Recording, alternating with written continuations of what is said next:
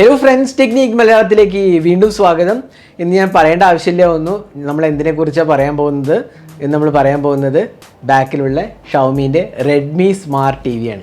അപ്പോൾ ഷവമി പുതിയ ഒരു TV സീരീസ് ഇറക്കിയിരിക്കുകയാണ്. അപ്പോൾ ഷവമിന്റെ Mi TV ഓൾറെഡി നമുക്കറിയാം വളരെ പോപ്പുലർ ആണ്. ഇന്ത്യയിൽ actually number 1 selling smart TVs ആണ് Mi TVs. അപ്പോൾ Mi TV പല വേരിയൻസും വന്നിട്ടുണ്ട്. അപ്പോൾ ഇന്ന് ഷവമി Redmi ബ്രാൻഡിങ്ങിലും TVs ഇറക്കുകയാണ്. അപ്പോൾ നമുക്ക് സ്മാർട്ട് ഫോൺസിൽ അറിയാം മീ സ്മാർട്ട് ഫോൺസ് ഉണ്ട്. ഫോർ എക്സാമ്പിൾ Mi 10i എന്നൊക്കെ പറഞ്ഞാൽ മീ ബ്രാൻഡഡ് സ്മാർട്ട് ഫോൺസ് ഉണ്ട്, റെഡ്മി ബ്രാൻഡഡ് സ്മാർട്ട് ഫോൺസ് ഉണ്ട്, റെഡ്മി നോട്ട് സീരീസ് എന്നൊക്കെ പറഞ്ഞു. അതേപോലെ തന്നെയാണ് ഇവിടെ TVൻ്റെ കാര്യം പറയുകയാണെങ്കിൽ Redmi Smart TV, Mi Smart TV രണ്ടും തന്നെ മാർക്കറ്റിൽ അവൈലബിൾ ആവും. അപ്പോൾ ഇതിൽ തമ്മിൽ വ്യത്യാസം എന്താ വെച്ച് കഴിഞ്ഞാൽ ഫോണിലുള്ള പോലെ തന്നെ ഇത് കുറേ കൂടെ ബഡ്ജറ്റ് സെഗ്മെൻ്റ് ആയിരിക്കും. ബഡ്ജറ്റ് എന്ന് പറഞ്ഞാൽ കുറേ കൂടെ അഫോർഡബിൾ സെഗ്മെൻ്റ് ആയിരിക്കും. Mi TV കുറച്ചും കൂടെ പ്രീമിയം സെഗ്മെൻ്റ് ആയിരിക്കും. അതേപോലെ തന്നെ ഫീച്ചേഴ്സിൻ്റെ കാര്യം പറയുമ്പോഴും ചിലപ്പോൾ Mi TVക്ക് കുറച്ചും കൂടെ അഡീഷണൽ ഫീച്ചേഴ്സ് വരാൻ ചാൻസ് ഉണ്ട് Redmi TVനേക്കാളും. പക്ഷേ ഇത് 4K സ്മാർട്ട് TV ആണ്. 3 സൈസസിലാണ് അവൈലബിൾ ആവുന്നത്.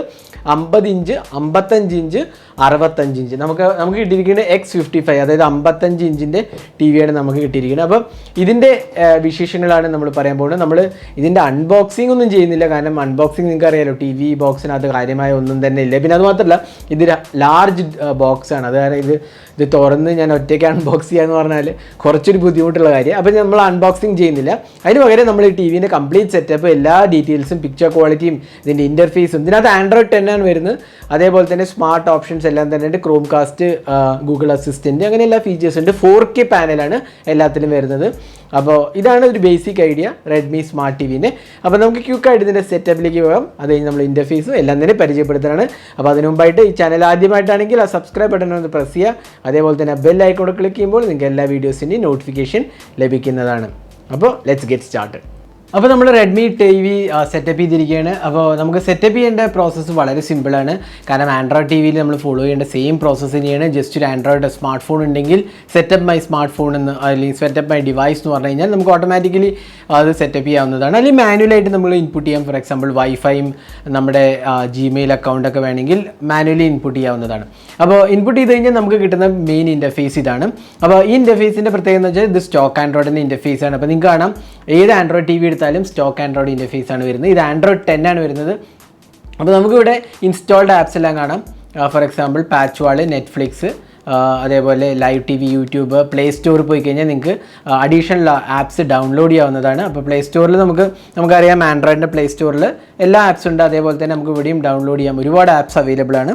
അപ്പോൾ അങ്ങനെ നമുക്ക് ഡൗൺലോഡ് ചെയ്യാൻ പറ്റും. പിന്നെ നമുക്കിവിടെ ഹോം സ്ക്രീൻ കസ്റ്റമൈസ് ഇവിടെ നമുക്ക് കാണാൻ സാധിക്കുന്നുണ്ട്. നെറ്റ്ഫ്ലിക്സ്, അതേപോലെ പാച്ച് വാൾ എന്നുള്ള കോണ്ടൻറ്റ്, അതേപോലെ യൂട്യൂബിൽ നിന്ന്. അപ്പോൾ നമുക്ക് ഏതാ വേണ്ടതെന്നുള്ളത് നമുക്ക് ഇവിടെ കസ്റ്റമൈസ് ചെയ്യാവുന്ന ഓപ്ഷനും കൊടുത്തിട്ടുണ്ട്. അപ്പോൾ ഇതാണ് മെയിൻ ഇൻ്റർഫേസ്. പിന്നെ നമുക്ക് ഇവിടെ പോയി സെറ്റിംഗ്സ് പോയി കഴിഞ്ഞാൽ നമുക്ക് അതിൽ പിക്ചർ ക്വാളിറ്റി, സൗണ്ട് ക്വാളിറ്റി, അങ്ങനത്തെ കുറേ കാര്യങ്ങളൊക്കെ നമുക്ക് ചേഞ്ച് ചെയ്യാവുന്ന ഓപ്ഷൻ ഉണ്ട്.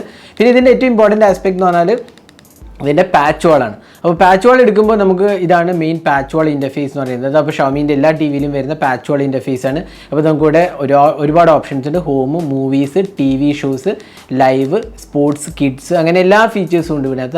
നമുക്ക് യൂണിവേഴ്സൽ സെർച്ചും ഇൻക്ലൂഡഡ് ആണ്. അപ്പോൾ നമുക്കിവിടെ പോയി എന്ത് വേണമെങ്കിൽ സെർച്ച് ചെയ്യാം. മൂവീസ്, ആക്ടേഴ്സ്, TV ഷോസ്, അങ്ങനെ യൂണിവേഴ്സൽ സെർച്ചാണ്.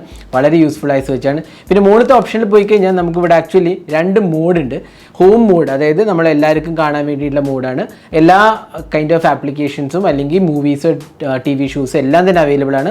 ഇനി കിഡ്സ് മോഡ് പോയാൽ കിഡ്സ് ഫ്രണ്ട്ലി ആപ്സോ അല്ലെങ്കിൽ വീഡിയോസോ മാത്രമേ അവൈലബിൾ ആവുള്ളൂ. നമുക്ക് അതൊക്കെ കിഡ്സിന് കൊടുക്കാനാണെങ്കിൽ സേഫറായിട്ട് കിഡ്സ് മോഡ് ഇട്ട് കൊടുത്താൽ മതി. അപ്പോൾ കിഡ്സ് മോഡ് ഇടുമ്പോൾ വേറെ ഒരു കോണ്ടൻറ്റും വരില്ല. കിഡ്സ് ഫ്രണ്ട്ലി കോണ്ടൻറ്റ് മാത്രമേ നമുക്ക് കാണാൻ സാധിക്കുള്ളൂ. അപ്പോൾ അതാണ് ഒരു ഗുഡ് ഓപ്ഷൻ എന്ന് പറയാവുന്നത്. അപ്പോൾ അതാണ് പാച്ച് വാളിനെ കുറിച്ച് പറയുകയാണെങ്കിൽ.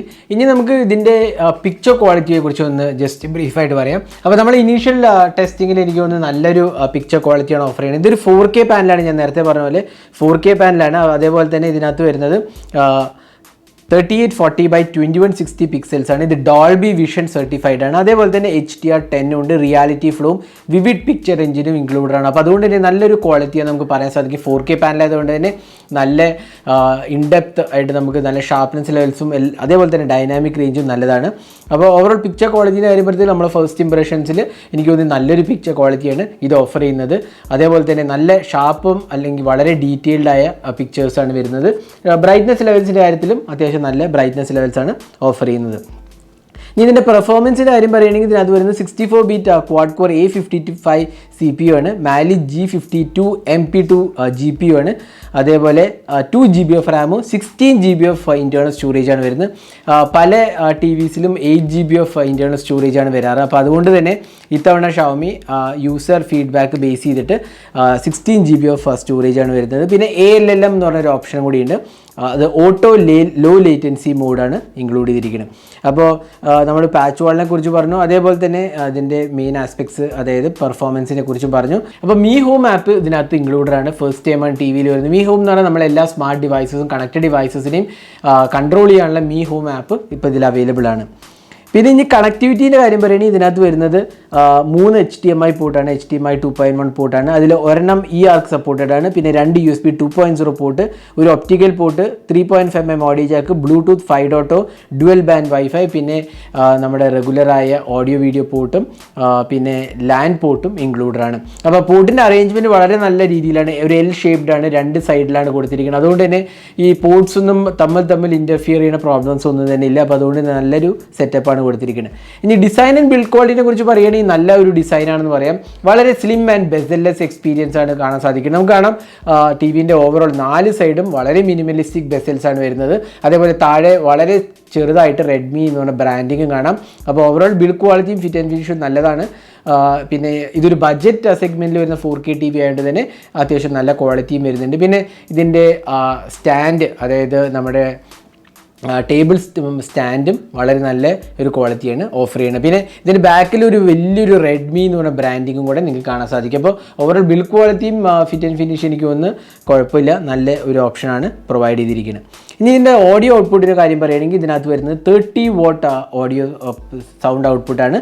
അതിൽ DTS വെർച്വൽ X സൗണ്ട്, അതേപോലെ DTS HD സപ്പോർട്ടും ഉണ്ട്, ഡോൾബി ഓഡിയോ സപ്പോർട്ടുണ്ട്, പിന്നെ ഡോൾബി അറ്റ്മോസ് ഉണ്ട്. പക്ഷേ അത് പാസ് ത്രൂ ആണ്, അതായത് നമ്മൾ EARC വഴി ഒരു സൗണ്ട് ബാറിലേക്ക് കണക്ട് ചെയ്യണം. അതായത് കണക്റ്റഡ് സൗണ്ട് ബാറിന് ഡോൾബി അറ്റ്മോസ് സപ്പോർട്ട് ഉണ്ടെങ്കിൽ EARC വഴി നമുക്ക് ഡോൾബി അറ്റ്മോസ് സപ്പോർട്ട് ടി വിക്ക് ലഭിക്കുന്നതാണ്. അല്ലാണ്ട് റെഗുലർ സ്പീക്കർ വഴി ഡോൾബി അറ്റ്മോസ് ഇല്ല. പക്ഷേ ഡോൾബി ഓഡിയോയും 30 വാട്ട് സ്പീക്കേഴ്സുമാണ് അവൈലബിൾ ആവുന്നത്.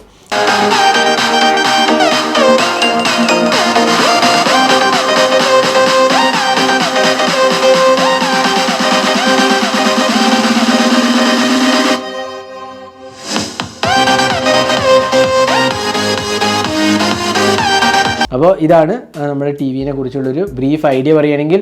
അപ്പോൾ എനിക്ക് ഒന്ന് ഫസ്റ്റ് ഇംപ്രഷൻ നമുക്ക് നല്ലൊരു ടി വി ആണെന്ന് പറയാം. പിന്നെ ഇതിൻ്റെ പ്രൈസിങ് നമുക്ക് അറിയത്തില്ല, അതാണ് ഇതിൻ്റെ ഏറ്റവും വലിയ ഡിസൈഡിങ് ആസ്പെക്റ്റ്. ഇത് 3 സൈസസിലാണ് അവൈലബിൾ ആകുന്നത്. 65 ഇഞ്ച്, 55 ഇഞ്ച്, 50 ഇഞ്ച് 3 സൈസസിലാണ് അവൈലബിൾ ആകുന്നത്. അപ്പോൾ ഇത് എനിക്ക് തോന്നുന്നത് കുറച്ചും കൂടെ ബഡ്ജറ്റ് ഓറിയൻറ്റഡ് ടി വി ആയിരിക്കും. കാരണം ഷവമി പല തവണയായിട്ട് പറയേണ്ടായി അവർ 4K TVs കുറേ കൂടെ അഫോർഡബിൾ പ്രൈസ് സെഗ്മെൻറ്റിലേക്ക് കൊണ്ടുവരാനാണ് പ്ലാന്. അപ്പോൾ അതുകൊണ്ട് തന്നെ ഇത് കുറേ കൂടെ നല്ല കോമ്പറ്റീറ്റീവ്ലി പ്രൈസ്ഡ് ആയിരിക്കും എന്നാണ് എനിക്ക് തോന്നുന്നത്.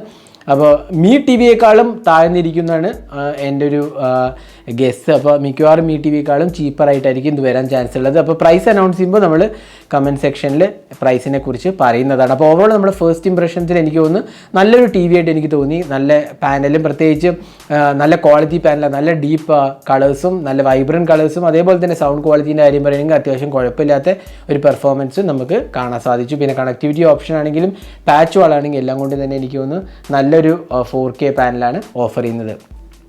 അപ്പോൾ ഇതായിരുന്നു റെഡ്മി സ്മാർട്ട് ടി വിൻ്റെ ഫസ്റ്റ് ഇംപ്രഷൻസ്. അപ്പോൾ നമ്മൾ കൂടുതൽ ടെസ്റ്റ് ചെയ്ത് ഡീറ്റെയിലായി നമ്മൾ അനലൈസ് ചെയ്താലേ നമുക്ക് ഇതിനെക്കുറിച്ച് വിശദമായി പറയാൻ പറ്റുള്ളൂ. അതായത് ഇതിൻ്റെ പിക്ചർ പല രീതിയിൽ പിക്ചർ ക്വാളിറ്റി എങ്ങനെയുണ്ടെന്നൊക്കെ നമ്മൾ ഡീപ്പായി ടെസ്റ്റ് ചെയ്താൽ മാത്രമേ അറിയാൻ പറ്റുള്ളൂ. അപ്പോൾ നമ്മൾ ഫസ്റ്റ് ഇംപ്രഷൻസ് ആണ് ഇപ്പോൾ ഈ വീഡിയോയിൽ ചെയ്തത്.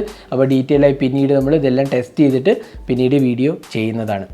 അപ്പോൾ ഇതായിരുന്നു റെഡ്മി സ്മാർട്ട് ടി വിൻ്റെ ഫസ്റ്റ് ഇംപ്രഷൻസ്. ഈ വീഡിയോ ഇഷ്ടപ്പെട്ടു എന്ന് വിചാരിക്കുന്നു. കൂടുതൽ വീഡിയോസിനായി ചാനൽ സബ്സ്ക്രൈബ് ചെയ്യാൻ മറക്കരുത്. സബ്സ്ക്രൈബ് ചെയ്യുന്നതോടൊപ്പം തന്നെ ആ ബെൽ ഐക്കൺ കൂടെ ക്ലിക്ക് ചെയ്യുമ്പോൾ നിങ്ങൾക്ക് എല്ലാ വീഡിയോസിൻ്റെയും നോട്ടിഫിക്കേഷൻ ലഭിക്കുന്നതാണ്. അപ്പോൾ thanks for watching. Hope to see you next video. Have a great day.